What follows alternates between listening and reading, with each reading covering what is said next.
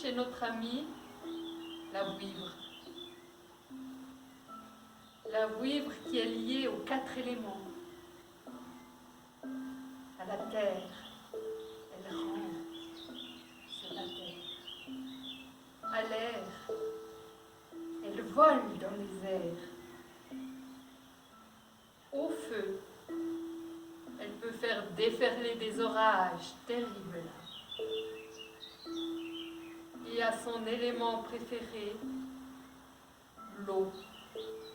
Elle plonge dans les rivières. Vouivre.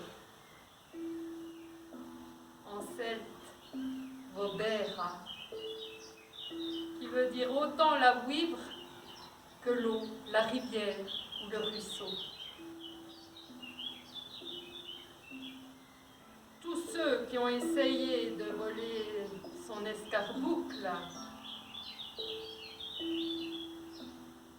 s'ils n'avaient pas le cœur humble, sont morts. L'escarboucle, ce joyau d'une valeur inestimable qu'elle porte entre ses 2 yeux, apporte la connaissance, la santé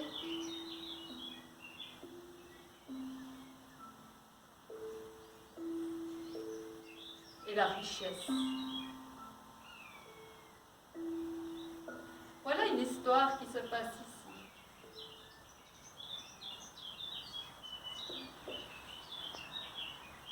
C'était au temps des veillées. C'était la colombe qui invitait à sa veillée ici à Boncourt, au mois de février. Elle se réjouissait d'année en année. Elle préparait sa salle, sa chambre. Elle préparait le feu aussi. Elle mettait du bois dans la cheminée. Elle se disait, c'est bien, les gens vont pouvoir économiser le chauffage ce soir.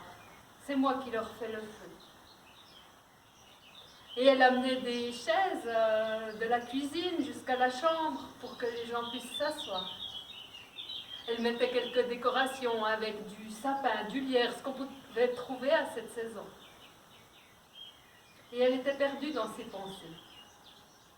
J'espère que comme l'année passée, il y aura le Robert. Parce que quand il est là, le Robert, ça met de l'ambiance.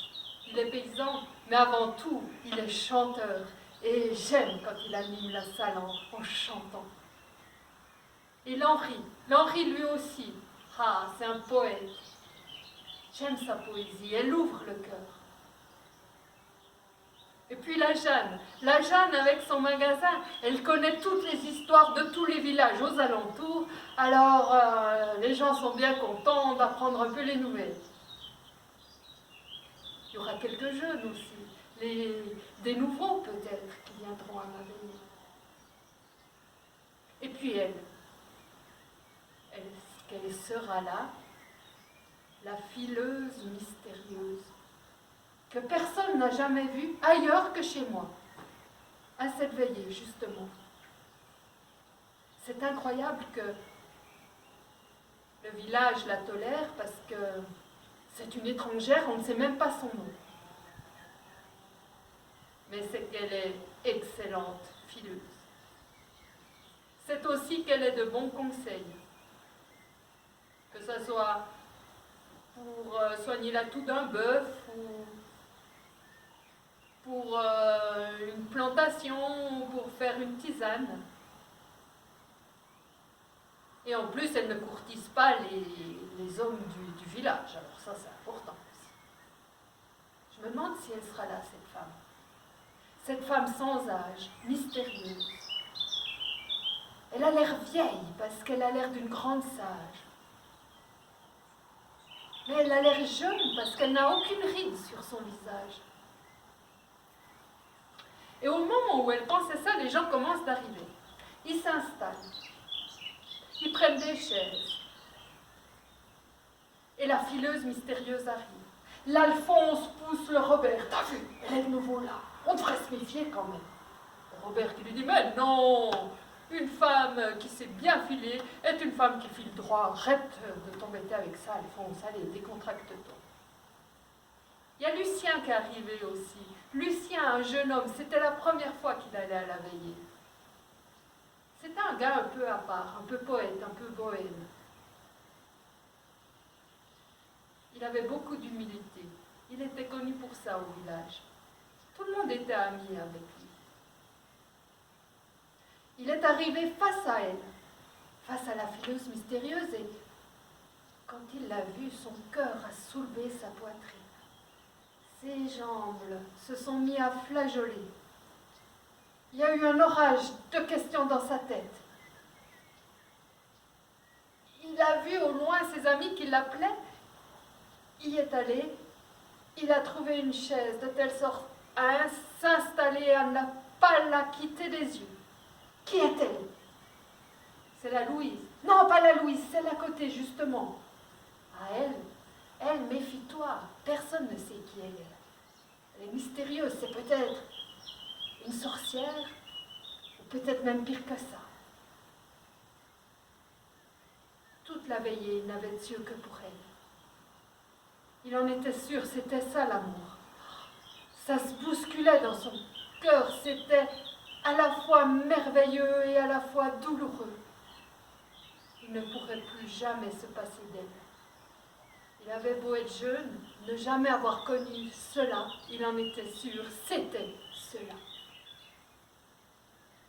À part lui, tout le monde a passé une belle veillée. Le Robert a chanté, l'Henri a fait de la poésie, la Jeanne a raconté toutes les nouvelles. Et la fileuse, elle a raconté des histoires, chanté des chansons. Elle a contrôlé la quenouille de chaque jeune fille et à chacune, elle leur a donné un bon conseil. La fin de la veillée est arrivée. Chacun repartait tranquillement chez lui, mais Lucien, il était tétanisé. Il la guettait, il ne pouvait pas la laisser partir comme ça. Il s'est approché d'elle, il a pris son courage et il lui a dit « Est-ce que je peux vous raccompagner ?» Elle lui a dit « Je n'ai pas peur, la nuit elle m'accompagne, je n'ai besoin de personne. » Oh madame, j'imaginais pas que vous ayez peur, bien sûr, mais vous sentez ce qui se passe. Vous m'avez regardé aussi pendant la veillée. J'aimerais juste vous raccompagner, on a peut-être des choses à se dire, non? Mon garçon va trouver les femmes de ton âge. Madame, c'est vrai que je suis jeune, mais j'ai de l'expérience. Je suis mature. Je ne suis pas un jeune homme comme les autres. L'âge ne me fait pas peur. Je vous en prie, madame. Mon garçon, non. Nous ne sommes pas du même monde. J'imaginais bien que vous étiez une grande dame. Et c'est vrai que je suis fils de paysan, mais vous n'avez pas l'air du tout d'être le femme qui va s'arrêter à ça, non? Dites-le moi, franchement. Mon garçon, je ne voulais pas te vexer, t'humilier en disant ça. Si nous ne sommes pas du même monde, c'est que je suis vieille. Je suis vraiment très vieille. Elle a eu un geste un peu agacé, un peu évasif. Elle a mis son châle et elle est partie. Mais lui, Lucien, il l'a suivi. Il était tellement amoureux. Et elle marchait en direction de la grotte de Milombre. Et lui, il la suivait. Et dans le dernier contour, elle s'est retournée et elle lui a crié « Va-t'en! Va-t'en pendant qu'il est encore temps, car je suis vieille, vieille comme la terre et éternelle comme elle. Je suis la tante Harry. » Elle a continué son chemin. Mais allait résonner un jeune amoureux, Lucien, fou d'amour qu'il était. Il l'a suivi. Et c'est ensemble qu'ils ont pénétré dans la pénombre de la grotte. C'est alors qu'il entend un sifflement. Il se retourne. Sous ses yeux, sa compagne est en train de se transformer. Sa langue devient fourchue comme celle du serpent et bat de haut en bas, de bas en haut. Ses oreilles se rapprochent de plus en plus l'une de l'autre et se collent contre son crâne. Ses jambes se rapprochent l'une de l'autre et ne forment plus qu'un seul membre en écailles de serpent. Sur ses bras se mettent à pousser des plumes et finissent par former deux ailes d'une grande envergure. Entre ses deux yeux, le fameux bijou, l'escarboucle. En sifflant, elle se l'arrache et elle le pose au bord du lac souterrain. Lucien, tu peux prendre cet escarboucle. Tu ne risques rien. Tu auras la connaissance, la richesse, la santé à vie. Je te le promets. Et elle plonge dans le lac. Une pluie d'étoiles scintillantes éclaire la grotte.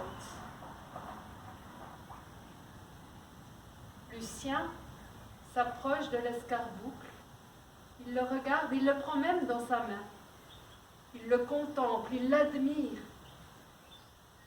Mais ce n'est pas ça qu'il veut. Lui, c'est l'amour qu'il veut. Il repose l'escarboucle et il plonge à son tour.